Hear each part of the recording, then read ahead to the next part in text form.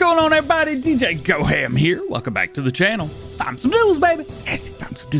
Today we got a lot of fun stuff to talk about. Giants are heading to GDC, and we got 8 modders to talk about, including why the flatbed service truck was removed from the mod hub.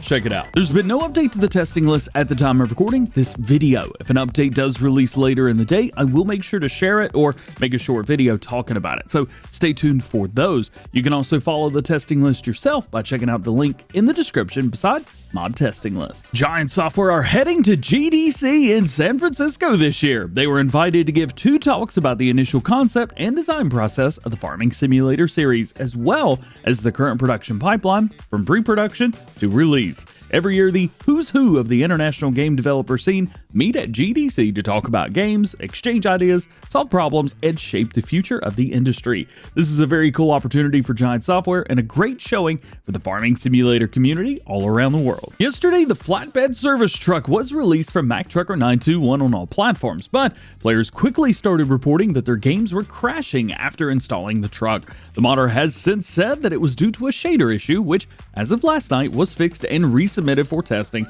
with an update. The best thing to do until the update is out is to delete the truck from your games, as it could continue to crash your game. Updates like this usually come out the next day, aka today, so there's a really good chance we could see this update drop later in the day with the rest of the mod. So stay tuned to the new mod video for information on that once it is out. Another mod that we should see today is Taylor Farms' Frankenmuth update to fix the alfalfa used in TMR for the cattle. According to Taylor, the map passed testing and should be out today.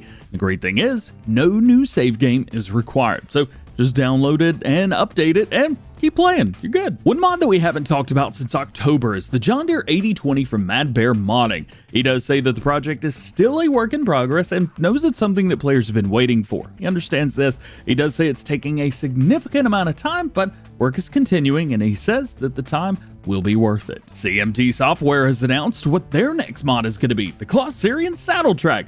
Of course, we do have a SaddleTrac DLC item in the game, but this is a new mod, shown here being used as a seeder with a massive seed tank on the back and a seeder power hero thing combo in the back. He doesn't give any specific information about it, but it's great to see a modder working on one of these. BC Bueller Farms has released a first look at his land clearing pack, which will be submitted to Mod Hub soon. Now, for all platforms or not, we're still not quite sure. This pack comes with the Quick Claw, bucket, and the fire canister. The bucket can hold between 2,500 and 5,000 liters of bulk crop, and if you turn it on, it will cut down trees, act as a stump grinder, and will create fields. To cut down the trees, just get close to them and hit them with the bucket. That's about it. It's a little primitive, but for farm sim, sometimes you have to have a little suspension of belief to make things work.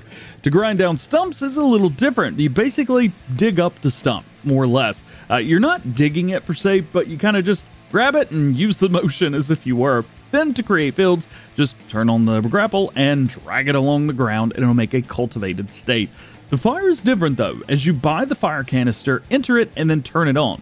Once it's on, you can activate it and it will start to delete any trees in the fire zone area. I'm not sure how long the fire lasts, but it does look like it's a single use as the canister does disappear.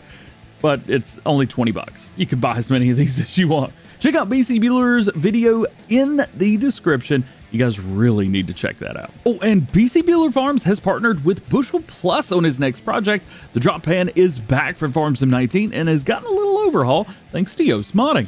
The pan will now bring you 10% more grain in-game when used, and that's great.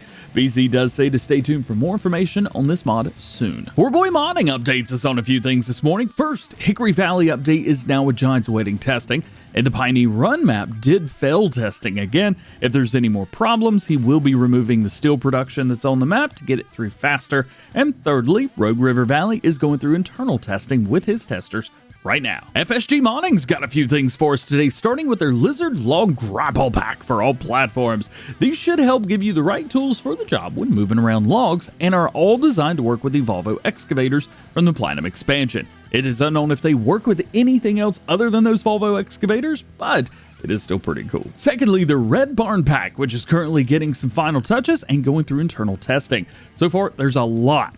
We got a 3-bay garage workshop, beehive, chicken barn, drive-through shed, farmhouse, garage small, open garage, open shed, pig barn, red barn, big red barn, bale shed, cow barn, horse barn, sheep shed, small silo, and a windmill. Oof, that's a lot. And lastly, from FSG, we also have an update on their Green Mountain 4X version. They say there's still a lot of work to do on the map, but they now have all the productions and sell points on the map itself.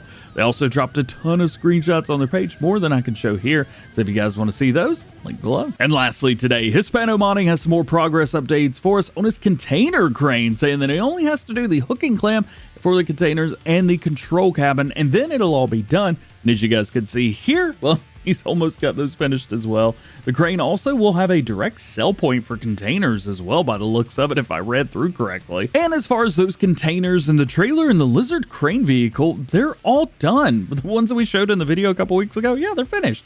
He does say that he's waiting to submit them again once the aforementioned crane and the train that we talked about last week are completed. That way, he only needs to make small adjustments instead of changing everything again. But one thing that will never change are my self-aware segues to the outro. Just like every episode of Farm Sim News, links to everything that we talked about today can be found in the description below. And you can check out this entire video in the form of a news article on farmsimnews.com, thanks to Yo's. Remember, there's no release dates for mods, so no one knows when any mod is going to be released. And if I didn't talk about something that you want to know about, that just simply means that there's no new information on that topic at the time of recording this video. So make sure you guys stay tuned to the channel for updated information on everything that you need to know about going on in the world of Farming Simulator. Well guys, that's it for today. Hope you enjoyed the video. If you did, drop a like on it, get subscribed if you're new, and join the GoHam fam. Make sure your notification bells are on as well. That way, you never miss daily Farming Simulator videos here on the channel. What's up? Hope you have a great day. We'll see you later. Peace.